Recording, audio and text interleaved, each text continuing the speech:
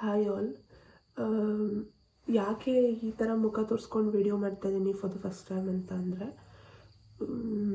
ತುಂಬ ದಿನಗಳಾಗಿತ್ತು ನಾನು ವ್ಲಾಗ್ನ ಈ ರೀತಿಯಾಗಿ ಅಪ್ಲೋಡ್ ಮಾಡಿ.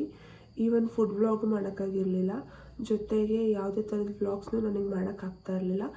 ಒಂದು ಬಿಹೈಂಡ್ ಏನು ರೀಸನ್ ಇತ್ತು ಅಂತ ಅಂದರೆ, ನಮ್ಮ ತಾಯಿಗೆ ತುಂಬಾ ಹುಷಾರಿಲ್ದಂಗೆ ಆಗಿತ್ತು.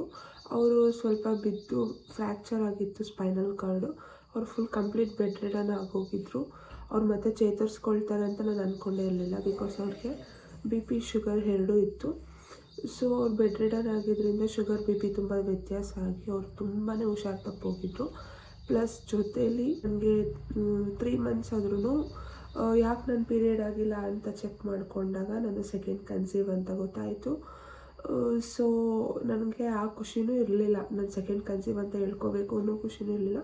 ಬಿಕಾಸ್ ನನ್ನ ತಾಯಿ ಚೇತರಿಸ್ಕೊಳ್ಳೋದು ತುಂಬ ಟೈಮ್ ತೊಗೊಂಡ್ರು. ಗೊತ್ತಿರುತ್ತೆ ನಿಮಗೆ, ಹೆಣ್ಮಕ್ಳಿಗೆ ಈ ಫೇಸಲ್ಲಿ ತಾಯಿ ಎಷ್ಟು ಮುಖ್ಯ ಅಂತ ಅಂದರೆ, ಈ ಫೇಸ್ನ ಊಹಿಸ್ಕೊಳ್ಳೋಕ್ಕೂ ಆಗಲ್ಲ ತಾಯಿ ಇಲ್ದೇ. ಸೊ ಫೈನ್, ಇವಾಗ ಅಮ್ಮ ಚೇತರಿಸ್ಕೊಂಡು ಸ್ವಲ್ಪ ಚೆನ್ನಾಗಿ ಆಗ್ತಾ ಇದ್ದಾರೆ.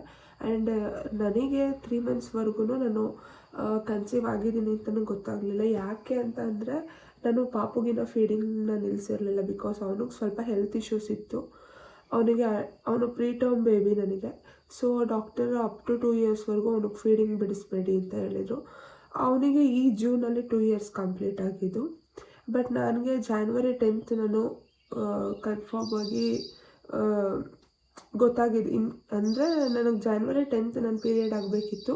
ನಾನು ಆ ಪೀರಿಯಡ್ ಮಿಸ್ ಆಯಿತು. ನಾನು ಫೆಬ್ರಿಗೆ ಚೆಕ್ ಮಾಡ್ಕೊಳ್ಳಿಲ್ಲ, ಮಾರ್ಚಲ್ಲಿ ಚೆಕ್ ಮಾಡ್ಕೊಳ್ಳಿಲ್ಲ, ಏಪ್ರಿಲಲ್ಲಿ ಚೆಕ್ ಮಾಡ್ಕೊಳ್ಳಿಲ್ಲ. ಏಪ್ರಿಲ್ ಮುಗಿದಾದ್ಮೇಲೆ ಸ್ವಲ್ಪ ದಿನಗಳಾದಮೇಲೆ ಎಲ್ಲರೂ ಯಾಕೆ ದಪ್ಪ ಆಗ್ತಿದೆಯಾ ಕೇಳಿದಾಗ ನಾನು ಚೆಕ್ ಮಾಡಿಕೊಂಡಾಗ ನನಗೆ ಪಾಸಿಟಿವ್ ಅಂತ ಬಂತು. ಆಮೇಲೆ ನಾನು ಡಾಕ್ಟರ್ ಹತ್ರ ಹೋಗಿ ತೋರಿಸ್ಕೊಂಡು ಆಮೇಲೆ ನಾನು ಕಂಟಿನ್ಯೂ ಮಾಡ್ಕೊಂಡಿದ್ದು ಈ ಪ್ರೆಗ್ನೆನ್ಸಿ ಜರ್ನಿನ. ಆ್ಯಂಡ್ ಅದಾದಮೇಲೆ ನಾನು ಪಾಪುಗೆ ಫೀಡಿಂಗ್ ಎಲ್ಲ ಬಿಡಿಸಿದ್ದು.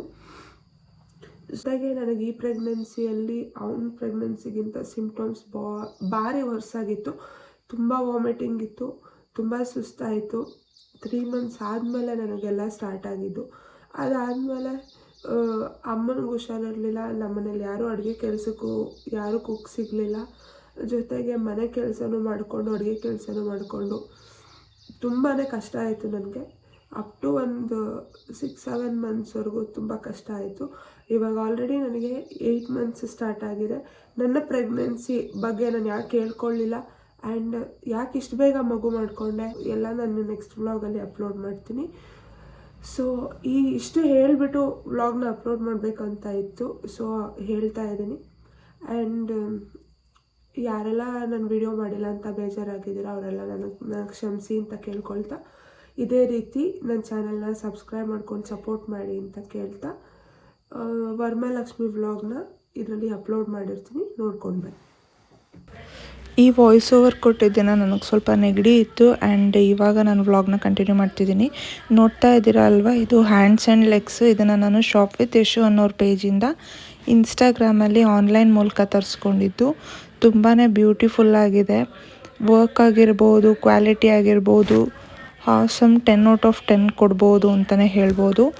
ತುಂಬ ಚೆನ್ನಾಗಿದೆ. ಆ್ಯಂಡ್ ಇದರಲ್ಲಿ 4 kinds ಆಫ್ ಹ್ಯಾಂಡ್ಸ್ ಬರುತ್ತೆ. 2 ಹಸ್ತಗಳು ಇರೋವಂಥ ಹ್ಯಾಂಡ್ಸ್ ಬರುತ್ತೆ ನೋಡಿ. ಇದು ರೈಟ್ ಹ್ಯಾಂಡ್ ಮತ್ತು ಲೆಫ್ಟ್ ಹ್ಯಾಂಡ್. ಅವರೇ ಕಟ್ಲಿಕ್ಕೆ ದಾರ ಕೂಡ ಕೊಟ್ಟಿರ್ತಾರೆ. And main mehndi work and stone work ಕೂಡ ಮಾಡಿರ್ತಾರೆ. ತುಂಬಾ ಬ್ಯೂಟಿಫುಲ್ಲಾಗಿ ಕಾಣಿಸ್ತಾ ಇತ್ತು. ಇದು ಹಬ್ಬ ಆದಮೇಲೆ ನಾನು ವೀಡಿಯೋನ ಮಾಡ್ತಾ ಇರೋದು. ಹಬ್ಬಕ್ಕೆಲ್ಲ ರೆಡಿ ಮಾಡ್ಕೊಂಡಾಗ ವೀಡಿಯೋನ ಶೂಟ್ ಮಾಡಿದೆ. ಆ್ಯಂಡ್ ಇವಾಗ ವಾಯ್ಸ್ ಓವರ್ ಕೊಡ್ತಾ ಇರೋದು. ಸೊ ಇವಾಗ ನೋಡ್ತಾ ಇದ್ದೀರಾ ಅಲ್ವಾ, ಇವಾಗ ನಾನು ಏನು ತೋರಿಸ್ತಾ ಇದ್ದೀನಿ ಇದು ಬಂದು ಚತುರ್ಭುಜ ಹ್ಯಾಂಡ್ಸು. ಇದನ್ನು ನೀವು ಅಲ್ಲಿ ಕೊಟ್ಟಿರ್ತಾರಲ್ಲ ಹಸ್ತ ಇರೋ ಹ್ಯಾಂಡ್ಸು, ಅದಕ್ಕೆ ನೀವು ಪೇಸ್ಟ್ ಮಾಡ್ಕೋಬೋದು. ಅಂದರೆ ಅವರು ಗಮ್ ಥರ ಕೊಟ್ಟಿರ್ತಾರೆ, ಟೇಪ್ ಗಮ್ ಥರ ನೋಡಿ. ಈ ಥರ ಇದನ್ನು ನಾವು ಈ ಥರ ಸ್ಟಿಕ್ ಮಾಡಿದ್ರೆ ಅದು ಆರಾಮಾಗಿ ಫಿಕ್ಸ್ ಆಗುತ್ತೆ. ನಮಗೆ ಬೇಡ ಅಂತಂದರೆ ನಾವು ಹಸ್ತ ಇರೋ ಹ್ಯಾಂಡ್ಸ್ನ ಇಡ್ಬೋದು. ಆ್ಯಂಡ್ ಗೌರಿ ಕೂರಿಸ್ಬೇಕಾದ್ರೆ ಜಸ್ಟ್ ಹಸ್ತ ಇರೋ ಹ್ಯಾಂಡ್ಸ್ನ ಇಟ್ಟರೆ ಸಾಕಾಗುತ್ತೆ. ಆ್ಯಂಡ್ ಲಕ್ಷ್ಮೀನ ಕೂರಿಸ್ಬೇಕಾದ್ರೆ ಈ ಥರ ಚತುರ್ಭುಜ ಹ್ಯಾಂಡ್ಸ್ ಲೋಟಸ್ ಫಿಕ್ಸ್ ಆಗಿರೋದು ಇದನ್ನು ಇಟ್ಟರೆ ಸಾಕಾಗುತ್ತೆ. ಇದು ಕಂಪ್ಲೀಟ್ ಏನು ಪೇರ್ ಆಫ್ ಹ್ಯಾಂಡ್ಸ್ ಆ್ಯಂಡ್ ಲೆಗ್ಸಿಗೆ ನಾನು 3100 ಏನೋ ಕೊಟ್ಟೆ ಅಂತ ಅಂದ್ಕೋತೀನಿ. ಸೊ ಇದೇನಾದರೂ ನಿಮಗೆ ಬೇಕು ಅಂತ ಅಂದರೆ ಡಿಸ್ಕ್ರಿಪ್ಷನಲ್ಲಿ ಅವ್ರ ಪೇಜ್ನ ಮೆನ್ಷನ್ ಮಾಡಿರ್ತೀನಿ. ಸೊ ನೀವು ಮುಂದೆ ಬರೋ ಅಂಥ ಹಬ್ಬಗಳಿಗೆ ಯೂಸ್ಫುಲ್ ಆಗುತ್ತೆ ಅಂತ ಅನ್ನೋರು ಖಂಡಿತ ಪರ್ಚೇಸ್ ಮಾಡಿ. ಯಾರಿಗೆಲ್ಲ ಈ ಥರ ಆ್ಯಂಡ್ಸ್ ಎಲ್ಲ ಇಟ್ಟು ಲಕ್ಷ್ಮೀನ ಕೂರಿಸ್ಬೇಕು ಅಥವಾ ಗೌರಿನ ಕೂರಿಸ್ಬೇಕು ಅನ್ನೋ ಇಂಟ್ರೆಸ್ಟ್ ಇರುತ್ತೆ, ಅವ್ರು ಖಂಡಿತ ಪರ್ಚೇಸ್ ಮಾಡಿ. ಇದು ಒನ್ ಟೈಮ್ ಇನ್ವೆಸ್ಟ್ಮೆಂಟ್, ಬಟ್ ತುಂಬ ಚೆನ್ನಾಗಿರುತ್ತೆ. ಆ್ಯಂಡ್ ನಾನು ಇದ್ರ ಜೊತೆಯಲ್ಲಿ ಲಕ್ಷ್ಮೀ ಪಕ್ಕ ಇಡಲಿಕ್ಕೆ ಅಂತ ರೋಲ್ ಪಿಲ್ಲೋಸ್ ಕೂಡ ತರಿಸ್ಕೊಂಡಿದ್ದೆ. ಇದು ಕೂಡ ತುಂಬಾ ಬ್ಯೂಟಿಫುಲ್ಲಾಗಿ ಬಂದಿತ್ತು, ತುಂಬ ಅಂದರೆ ತುಂಬ ಬ್ಯೂಟಿಫುಲ್ಲಾಗಿ ಕಾಣಿಸ್ತಾ ಇತ್ತು. ನಾನು ಫೈನಲಾಗಿ ವಿಡಿಯೋ ಅಪ್ಲೋಡ್ ಮಾಡಿದ್ದೀನಿ ವರಮಹಾಲಕ್ಷ್ಮಿ ಹಬ್ಬದ ದಿನದ್ದು. ಸೊ ಅದರಲ್ಲಿ ಕಂಪ್ಲೀಟಾಗಿ ನೋಡಿ ಎಷ್ಟು ಚೆನ್ನಾಗಿ ಕಾಣಿಸ್ತಾಯಿದ್ದು ಅಂತ.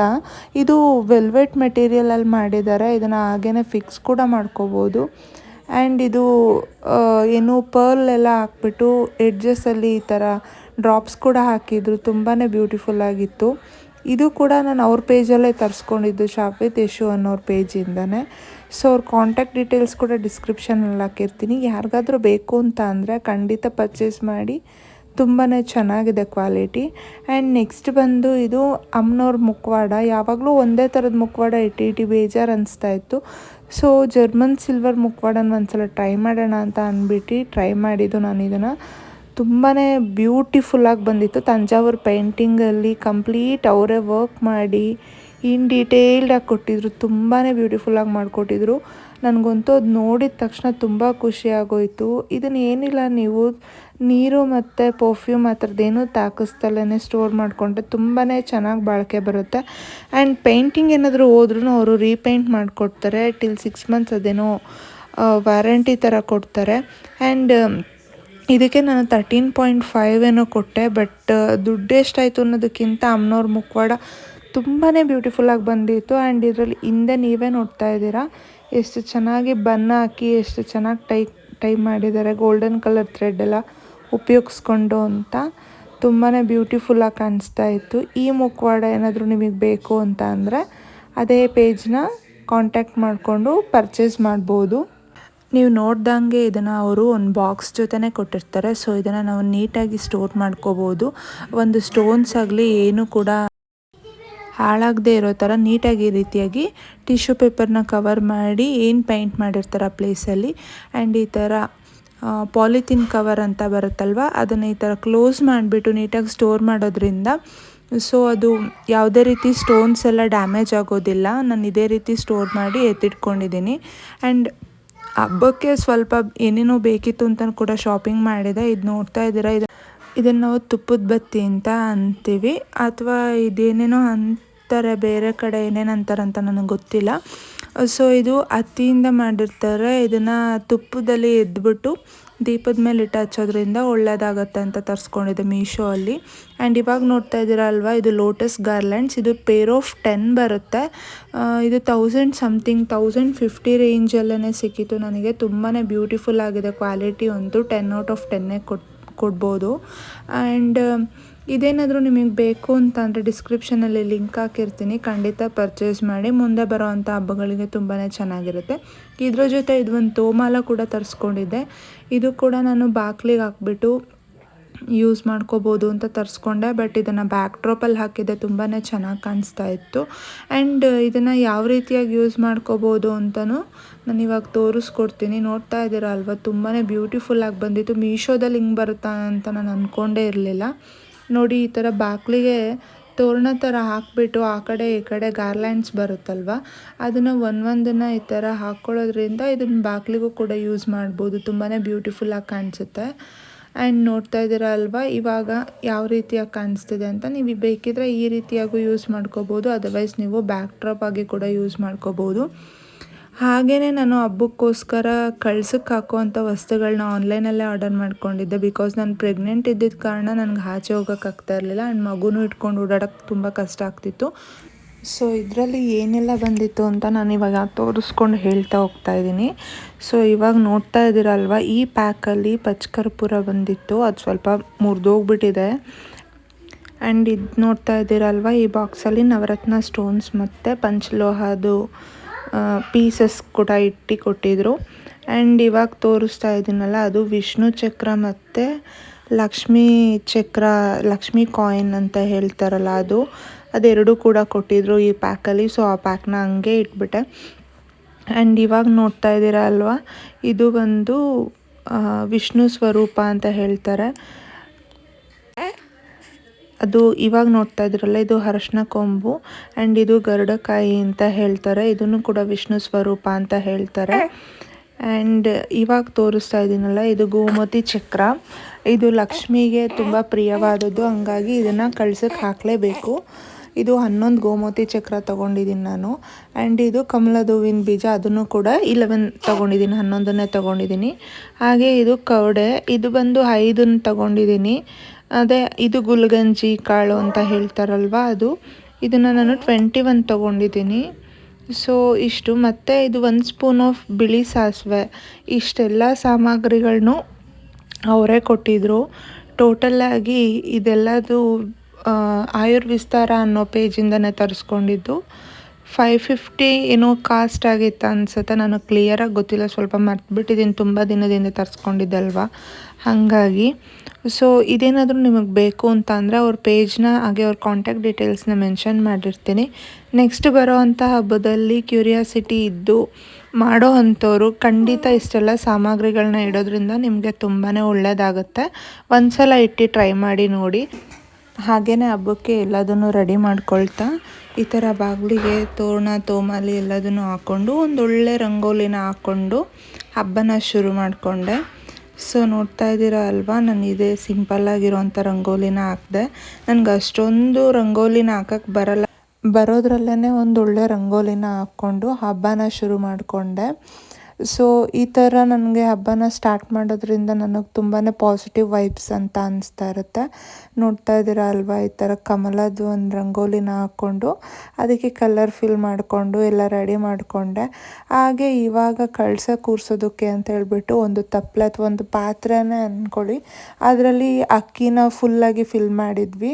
ಅದರಲ್ಲಿ ನೀರನ್ನ ಫಿಲ್ ಮಾಡೋದಕ್ಕೆ ದೇವರಿಗೆ ಕೂಡ ಇಡ್ತೀವಲ್ವ, ಹಂಗಾಗಿ ಕೆಳಗಡೆ ತಟ್ಟೆಯಲ್ಲಿ ಇಡೋದಕ್ಕೆ ಅದು ಕೂಡ ನಿಲ್ಲಲ್ಲ ಅಂತ ಹೇಳ್ಬಿಟ್ಟು ಈ ಅಕ್ಕಿಲಿ ಇಟ್ಟು ತಪ್ಪಲೆನ ಇಟ್ಕೊಂಡಿದ್ದೆ. ಆ್ಯಂಡ್ ಆವಾಗಲೇ ನಾನು ಹೇಳಿದೆ ಅಲ್ವಾ, ಒಂದಿಷ್ಟು ಸಾಮಗ್ರಿಗಳನ್ನ ದೇವ್ರ ಪೂಜೆಗೆ ಅಂತ ತರಿಸಿದ್ದೆ ಅಂತ, ಅದ್ರ ಜೊತೆ ನಾನು ಇದೆಲ್ಲ ಇನ್ಕ್ಲೂಡಿಂಗ್ ಮಾಡ್ಕೋತಾ ಇರೋದು. ಒಂದು 5 ಏಲಕ್ಕಿನ ಇನ್ಕ್ಲೂಡಿಂಗ್ ಮಾಡಿಕೊಂಡೆ. ಆಮೇಲೆ ಒಂದು 5 ಲವಂಗನ ಕೂಡ ಇಟ್ಕೊಂಡಿದ್ದೀನಿ. ಇದೆಲ್ಲ ಇಡೋದ್ರಿಂದ ಲಕ್ಷ್ಮೀ ತಾಯಿಗೆ ತುಂಬ ಪ್ರಿಯವಾದಂಥ ವಸ್ತುಗಳು. ಮತ್ತು ಇದು ನಮಗೆ ಏನೇ ಒಂದು ಪಾಸಿಟಿವಿಟಿಗೂ ಕೂಡ ಆಕರ್ಷಣೆ ಅಂತ ಹೇಳ್ಬಿಟ್ಟು ಈ ಥರ ಕೆಂಪು ವಸ್ತ್ರದಲ್ಲೇ ಇಡಬೇಕು ಇದನ್ನೆಲ್ಲ. ಆ್ಯಂಡ್ ಆವಾಗಲೇ ತೋರಿಸಿದಂಥ ಪ್ರತಿಯೊಂದು ಐಟಮ್ಸ್ನ ನಾನು ಈ ಥರ ಜಿಪ್ಲಾಕ್ ಕವರ್ಸ್ನ ತೊಗೊಂಡು ಅದರಲ್ಲಿ ಹಾಕಿ ಇಟ್ಕೊಳ್ತಾ ಇದ್ದೀನಿ. ಸೊ ಇದ್ರ ಜೊತೆಲಿ ಇದು ಬಟ್ಲಡಿಕೆ ಮತ್ತು ಎಡ್ಮುರಿ ಬಲ್ಮುರಿ ಅಂತ ಸಿಗುತ್ತೆ ಗ್ರಂಥಿಗೆ ಅಂಗಡಿನಲ್ಲಿ, ಅದನ್ನು ಕೂಡ ಆ್ಯಡ್ ಮಾಡ್ಕೋಬೇಕಾಗತ್ತೆ.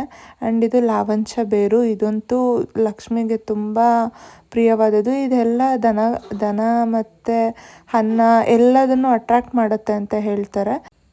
ಸೊ ಇದನ್ನು ನಾವು ಗಲ್ಲದ ಪೆಟ್ಟಿಗೆಯಲ್ಲಿ ಇಟ್ಕೊಳ್ಳೋದ್ರಿಂದ ಒಳ್ಳೆಯದಾಗುತ್ತೆ. ಹಾಗೆ ನೋಡಿ, ನಾನು ಬಿಂದಿಗೆಯಲ್ಲಿ ನೀರನ್ನ ತುಂಬಿಸ್ಕೊಂಡಿದ್ದೆ. ಅಂದರೆ ಇದು ನಾನು ಪೂಜೆ ಮಾಡಿ ಮಡಿ ನೀರನ್ನ ತುಂಬಿಸ್ಕೊಂಡಿರೋದು. ಹಾಗೆ 5 ಎಳೆ ಹಂಗ್ನೂಲು ಅಂತ ಸಿಗುತ್ತೆ ಗ್ರಂಥಿಗೆ ಅಂಗಡಿನಲ್ಲಿ, ಅದಕ್ಕೆ ಒಂದು ಹಳದಿ ಹೂವನ್ನು ಕಟ್ಕೊಂಡು ಈ ಥರ ಬಿಂದಿಗೆ ಕತ್ತಿಗೆ ಕಟ್ಕೋಬೇಕಾಗತ್ತೆ. ಆ್ಯಂಡ್ ಇವಾಗ ಈ ಬಿಂದಿಗೆಗೆ ನಾನು ಅರಶಿನ ಕುಂಕುಮ, ನೋಡ್ತಾ ಇದ್ದೀರಾ ಅಲ್ವಾ, ಹೀಗೆ ಅರಶಿನ ಕುಂಕುಮ ಏನೇನೆಲ್ಲ ಹಾಕ್ತೀನಿ ಅಂತ ನೋಡ್ತಾ ಹೋಗಿ. ಅರಶಿನ ಕುಂಕುಮ ಹಾಕಿದ್ದೀನಿ, ಹಾಗೆ ಒಂದು ಬೆಳ್ಳಿ ನಾಣ್ಯನ ಹಾಕ್ತಾಯಿದ್ದೀನಿ, ಹಾಗೆಯೇ ಒಂದು ಚಿನ್ನದ ಉಂಗುರನೂ ಕೂಡ ಹಾಕ್ತಾಯಿದ್ದೀನಿ. ಸೊ ಇದ್ರ ಜೊತೆಗೆ 5 ಕಾಯಿನ್ಸ್ ಹಾಕ್ತೀನಿ, 1 ರೂಪಾಯಿ ಕಾಯಿನ್ಸು. ಆಮೇಲೆ ಬಾದಾಮಿ ಗೋಡಂಬಿ ಮತ್ತು ಕಲ್ಸಕ್ಕರೆ, ಏಲಕ್ಕಿ ಮತ್ತು ಇಷ್ಟನ್ನ ಹಾಕ್ಬಿಟ್ಟು ಒಂದು ಕೆಂಪು ಹೂವನ್ನ ಹಾಕಬೇಕಾಗುತ್ತೆ. ಆಮೇಲೆ ಕಳಸನ 5 ಎಲೆ ಅಥವಾ 3 ವಿಳ್ಯದೆಲೆ ಈ ಥರ ಇಟ್ಕೊಂಡು ಈ ಥರ ಕೂರಿಸ್ಕೋಬೇಕಾಗತ್ತೆ. ನೋಡ್ತಿದ್ದೀರಲ್ವ, ಇದನ್ನು ಶೂಟ್ ಮಾಡೋದಕ್ಕೆ ಆಗಲಿಲ್ಲ ನನ್ನ ಕೈಯಲ್ಲಿ. ನಾನು ಯಾವ ರೀತಿ ಸ್ಯಾರಿ ಡ್ರೇಪ್ ಮಾಡಿದೆ ಲಕ್ಷ್ಮಿಗೆ ಅಂತ ನೋಡ್ತಾ ಇದ್ದೀರ. ಫೈನಲಿ ಈ ಥರ ನಾನು ಎಲ್ಲ ಪ್ರಿಪೇರ್ ಮಾಡ್ಕೊಂಡು ಹಬ್ಬ ಮಾಡ್ಕೊಂಡಿದ್ದಾಯಿತು. ನೋಡಿ ಅಮ್ಮನವರು ಎಷ್ಟು ಚೆನ್ನಾಗಿ ಕಾಣಿಸ್ತಾ ಇದ್ದಾರೆ ಅಂತ ಅಂದರೆ ತುಂಬಾ ಬ್ಯೂಟಿಫುಲ್ಲಾಗಿ ಕಾಣಿಸ್ತಾ ಇತ್ತು. ಆ್ಯಂಡ್ ಈ ಬ್ಯಾಕ್ ಡ್ರಾಪಲ್ಲಿ ಹಾಕಿರೋ ಅಂಥ ಏನು ಹೇಳ್ತೀವಿ ಅದು ಸ್ಕ್ರೀನ್ ಕೂಡ ನಾನು ಮೀಶೋದಲ್ಲೇ ಬುಕ್ ಮಾಡ್ಕೊಂಡಿದ್ದು, ತುಂಬಾ ಚೆನ್ನಾಗಿತ್ತು. ನಾವು ಈ ಸಲ ಹಬ್ಬನ ತುಂಬ ಸಿಂಪಲ್ಲಾಗಿ ಮಾಡಿದ್ವಿ. ಇದೊಂದು ಉಪ್ಪಿನ ದೀಪ ಹಚ್ಚಿದ್ವಿ. ನಾವೇನಾದರೂ ಅಂದ್ಕೊಂಡು ಈ ಥರ ಹಚ್ಚಿ ದೇವ್ರ ಮುಂದೆ ಇಡೋದ್ರಿಂದ ಅದು ನೆರವೇರುತ್ತೆ ಅಂತ ಹೇಳ್ತಾರೆ, ಹಂಗಾಗಿ ಇಟ್ಟಿದ್ವಿ. ಆ್ಯಂಡ್ ಇದು ವರಮಹಾಲಕ್ಷ್ಮಿ ವ್ರತದ ಬುಕ್ಕು, ಹಂಗೆ ವಿಘ್ನೇಶ್ವರನ ಇಟ್ಟಿದ್ವಿ. ವಿಘ್ನೇಶ್ವರ ಸಕಲ ಪೂಜೆಗೂ ಪ್ರಥಮ ಪೂಜೆಗೆ ಅಧಿಪತಿ ಅಂತ ಅಂದರೆ ಅದು ವಿಘ್ನೇಶ್ವರ ಅಂದರೆ ತಪ್ಪಾಗಲ್ಲ. ಸೊ ವಿಘ್ನೇಶ್ವರನ ಫಸ್ಟ್ ಪೂಜೆ ಮಾಡಿ ಈ ರೀತಿಯಾಗಿ ಹಬ್ಬ ಮಾಡ್ಕೊಂಡ್ವಿ. ಸೊ ಬರೋರಿಗೆಲ್ಲ ಕುಂಕುಮ ಅರಿಶಿನ ಕೊಡಬೇಕಂತ ಅದನ್ನು ಕೂಡ ರೆಡಿ ಮಾಡ್ಕೊಂಡು ಸಿಂಪಲ್ಲಾಗಿ ಈ ಥರ ಹಬ್ಬಕ್ಕೆ ರೆಡಿ ಮಾಡಿಕೊಂಡೆ. ಬಿಕಾಸ್ ಮಾಡೋಕ್ಕೆ ಆಗಲ್ಲ ಅಂತ ಬಿಡಬಾರ್ದು ಅಂತ ಹೇಳ್ಬಿಟ್ಟು ಇಷ್ಟರಲ್ಲಿ ರೆಡಿ ಮಾಡ್ಕೊಂಡಿದ್ದೆ. ಆ್ಯಕ್ಚುಲಿ ನಾವು ಪ್ರತಿ ವರ್ಷ ವರಮಹಾಲಕ್ಷ್ಮಿ ಹಬ್ಬದಲ್ಲಿ ಒಬ್ಬಟ್ಟು ಅಡುಗೆ ಈ ಥರ ಹೋಳ್ಗೆ ಅದೆಲ್ಲ ಮಾಡಿ ನೈವೇದ್ಯ ಮಾಡ್ತಿದ್ವಿ. ಬಟ್ ಈ ವರ್ಷ ನನ್ನ ಕೈಲಿ ಮಾಡೋಕ್ಕಾಗಲಿಲ್ಲ.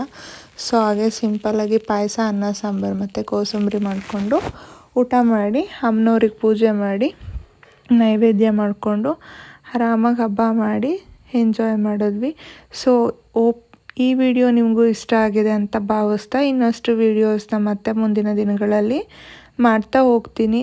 ಹಾಗೆ ನನ್ನ ಪ್ರೆಗ್ನೆನ್ಸಿ ಜರ್ನಿ ಹೇಗಿತ್ತು, ಏನೇನೆಲ್ಲ ಆಯಿತು ಪ್ರತಿಯೊಂದನ್ನು ನಾನು ನೆಕ್ಸ್ಟ್ ಬರೋವಂಥ ವ್ಲಾಗಲ್ಲಿ ಹೇಳ್ತೀನಿ. So till that miss you all. Thanks for watching. Keep watching me. ಯಾರೆಲ್ಲ ನನ್ನ ಚಾನಲ್ನ ಸಬ್ಸ್ಕ್ರೈಬ್ ಮಾಡ್ಕೊಂಡಿಲ್ಲ ಪ್ಲೀಸ್ ಒಂದು ಸಬ್ಸ್ಕ್ರೈಬ್ ಮಾಡ್ಕೊಂಡು ನೋಡಿ. ಹಾಗೆಯೇ ಲೈಕ್ ಮಾಡಿ, ಶೇರ್ ಮಾಡಿ, ಕಮೆಂಟ್ಸ್ನ ಮಾಡಿ. ಸೊ ನಿಮ್ಮ ಫ್ರೆಂಡ್ಸ್ ಆ್ಯಂಡ್ ಫ್ಯಾಮಿಲಿಗೂ ನನ್ನ ಚಾನಲ್ನ ಶೇರ್ ಮಾಡಿ ಅಂತ ಹೇಳ್ತಾ ಮತ್ತೆ ನೆಕ್ಸ್ಟ್ ವ್ಲಾಗಲ್ಲಿ ಸಿಗ್ತೀನಿ. Till that miss you all. Bye.